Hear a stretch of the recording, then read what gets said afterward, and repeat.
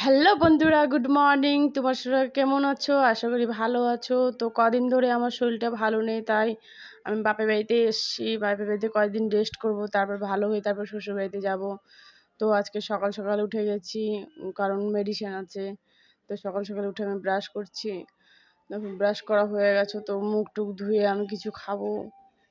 তো মুখ টুক ধুচ্ছে, এদিকে মা হচ্ছে টিফিন বানাচ্ছে আমার জন্য, টিফিন করে দিবে কিছু হালকা খাওয়ার।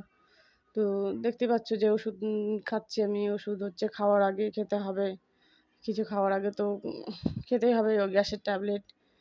তো হালকা খাওয়ার দিয়েছে, হালকা খাওয়ার যে পরোটা আর তরকারি। দেখতে পাচ্ছ তোমরা যে পরোটা আর তরকারি করে দিয়েছে মা সকাল সকাল। তো আমি বেশি হালকা খাবারই খেতে ভালোবাসি, সকালবেলা অত ভারী খাবার ভালো লাগে না। তো মা, এটা হচ্ছে আমার মা, সুগার ফ্রি চা খাচ্ছে, মার সুগার আছে তাই। তো দুপুরে মা রান্না করতে বসে গেছে, রান্না টান্না করে আমাকে খাবার দিবে। টাইম টু টাইম খাবার না দিলে আমার শরীরটা ভালো হবে না, তাই মা রান্না